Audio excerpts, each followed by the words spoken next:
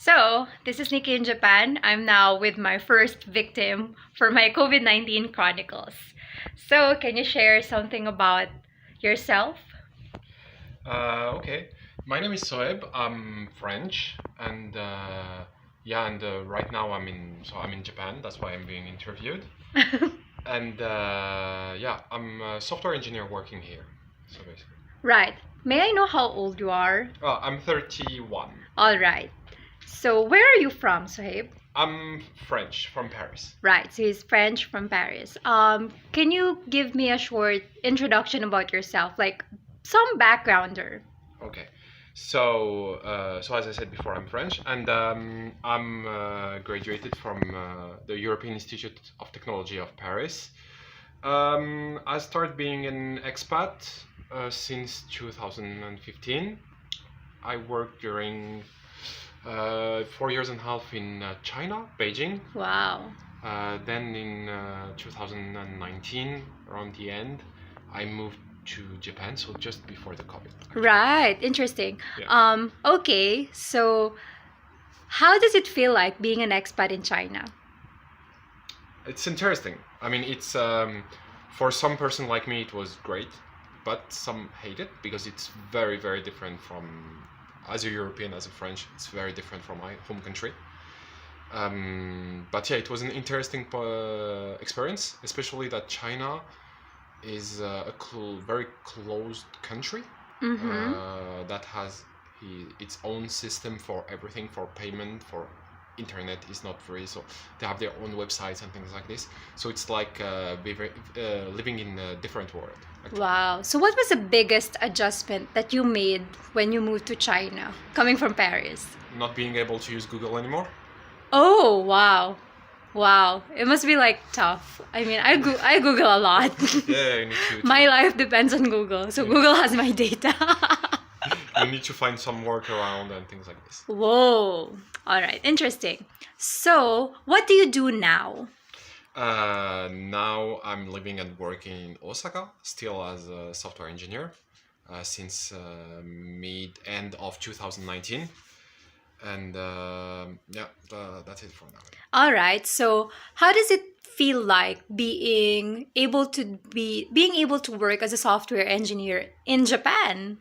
Okay, so my answer will not, will only concern me. Mm-hmm. I will not talk for other Sure. software engineers in Japan because my situation is a little bit special. I don't work for a Japanese company. Wow. I work for a Canadian company actually, and we opened a new branch here. So I don't have any experience with the Japanese system in their companies, like the hierarchy and things like this. So for me, working as a software engineer in Japan is pretty cool. And that's very nice. Right. So when you were relocated here, was it the company who chose Japan or was it you who chose Japan? It was kind of both. It was kind of, wow, interesting. Kind of both. I suggest the idea, and they wanted like to be open to the Asian market more, to the Asian market. So they approved it, and then this is how we moved to Japan. What got you interested to be here in Japan? What got you interested with Japan?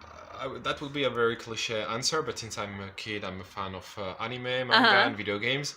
So I was wondering, like, hey, that should be cool to try to live in Japan. But I always heard that working in Japan is not easy, and the other issue is to work. I mean, even in software engineer, to work in Japan, you need to be able to speak Japanese. Yeah, so you're not fluent in Japanese. No, I don't speak Japanese. I don't speak. Just like me. Yeah.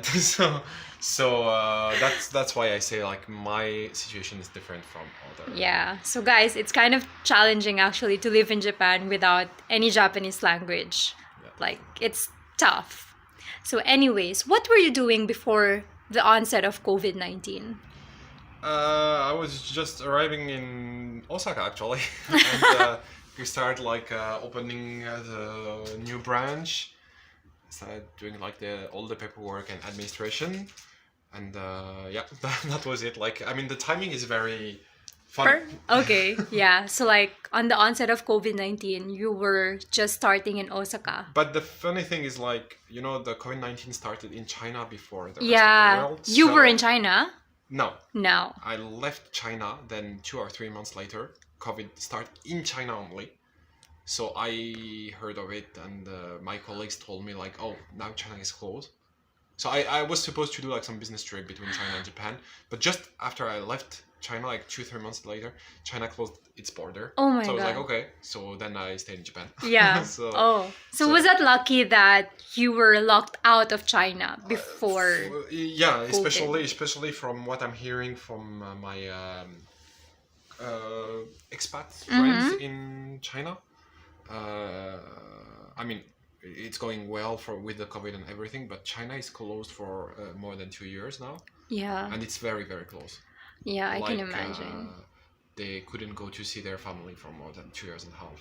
So it's very, very close. So your friends who are stuck in China, Yeah, I mean, if you leave China, there's no coming back. you can come back.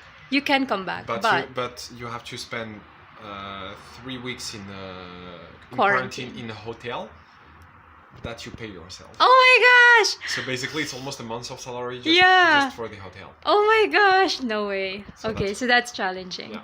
So you were lucky that you were locked out of China, Yeah. and then before COVID-19, you were just setting up in Japan. So kind of similar for me as well. Okay, so what happened during COVID-19? Like, were there major changes in your life during COVID-19? That's also, I think, that's also funny because in March 2020, Mm-hmm. it was February, March, it was just before the whole world started to like hear about COVID-19 and start to close all the border. I had to go back to France Mm-hmm. for a visa trip, basically, to change my visa. So in February 2020, I was in France for a month, like to do the visa. Then I had it. I came back to Japan, and 3 days after I landed in Japan, Japan closed its border. Yeah. So yeah. So That was lucky as well. In that I was very lucky, especially that back at that time, Japan like closed the border for everyone. Like, Yeah. really for everyone. Everyone, yeah. And yeah.